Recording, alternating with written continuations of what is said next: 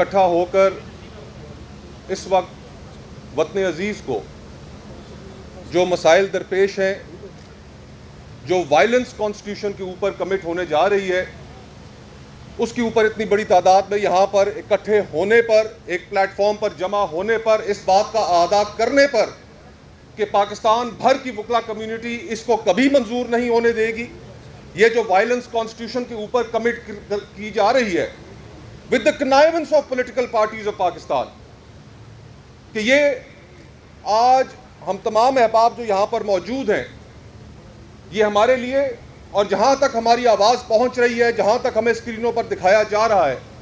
یہ ہمارے لیے باعث تسکین ہے کہ آج ہم میں وہ اتحاد موجود ہے، آج ہم میں وہ عزم موجود ہے، اور آج ہم میں وہ ولولہ بھی موجود ہے کہ جس کی بنیاد پر ہم یہ آئینی ترامیم انشاءاللہ العزیز نہیں ہونے دیں گے۔ مجھے وقت کی کمی کا احساس ہے، مجھ سے پہلے بھی مقررین آپ سے خطاب کر چکے، بعد میں بھی مقررین نے خطاب کرنا ہے۔ میں اپنی سوچ اور سمجھ کے مطابق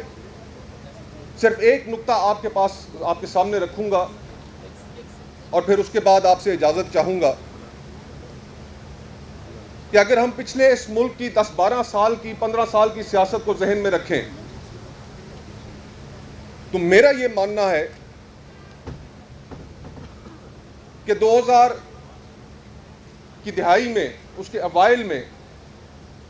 جن حالات سے یہ ملک گزرا،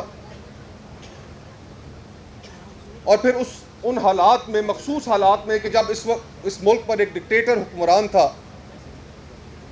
اس ملک کی لیگل فٹرنیٹی نے جو اس کے خلاف مہم چلائی، اس کو رخصت کرنے میں سب سے اہم کردار ادا کیا، تو اس موومنٹ کے بعد اور پھر سبسیکوینٹلی جو ٹریزن کا کیس چلا جنرل پرویز مشرف کے خلاف، تو ہماری اس ملک کی اسٹیبلشمنٹ نے ایک چیز سمجھ لی، اور وہ یہ تھی کہ اب کانسٹیٹیوشن کو وائلیٹ کرنا، ایبروگیٹ کرنا، اس کو ردی کی ٹوکری میں پھینکنا، یہ کسی بھی تالے آزما کے سامنے جنرل پرویز مشرف کا ٹرائل ایک پریسیڈنٹ کے طور پر موجود ہے۔ اس کے بعد یہ فیصلہ کیا گیا کہ اس ملک کے نظام کو اب ہم ڈائریکٹلی تو کیپچر نہیں کر سکتے، لیکن اس ملک کے نظام کو ہم نے اندر سے کیپچر کرنا ہے۔ اس ملک کی سیاست کو میننگ لیس بنایا گیا، جو کانسٹیٹیوشنل عہدے تھے ان کو کیپچر کیا گیا، طرح طرح کی سیاسی جماعتوں کی تخلیق ہوئی، راتوں رات نئے چہرے ابھر کر سامنے آئے، پرانی سیاسی جماعتوں نے ان کی حمایت کی اور انہیں کانسٹیٹیوشنل عہدوں پر بٹھایا، اور جب یہ کانسٹیٹیوشنل آفیسز آکیپائی ہو گئے، ایک مرحلہ طے ہو گیا، تو آج ہماری اسٹیبلشمنٹ کی خواہش ہے کہ اس کانسٹیٹیوشن کو بھی آکیپائی کر لیا جائے، اور یہ جو کانسٹیٹیوشنل امینڈمنٹ سامنے آ رہی ہیں، ان کے نتیجے میں یہ کانسٹیٹیوشن جس طرح ہم اس کانسٹیٹیوشن کو جانتے ہیں، یہ اپنی اصل حالت میں برقرار نہیں رہے گا۔ جوڈیشری کو ایگزیکٹو کے تابع کیا جائے گا، اس کو مجبور کیا جائے گا کہ اس ملک کے اندر جو بھی فیصلے کیے جائیں گے وہ اسٹیبلشمنٹ کی مرضی اور منشا کے مطابق ہوں گے۔ آج ہمارے سامنے جو سب سے اہم سوال ہے وہ یہ بھی ہے کہ ہم تو اپنی زندگی، جس طرح یہاں پر تمام احباب موجود ہیں، ہم تو گزار چکے،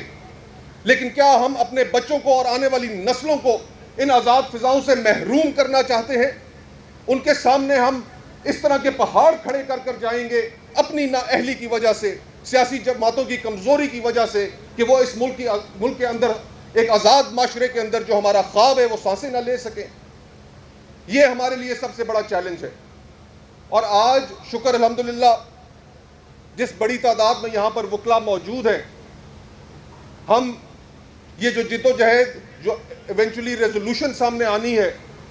آئی ایم ہوپ فل کہ اس ریزولوشن کے اندر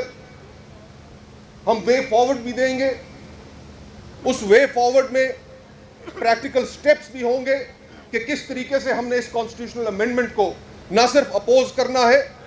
بلکہ وہ لوگ جو ہماری صفوں کے اندر جن کو ہم گھس بیٹھیے تصور کرتے ہیں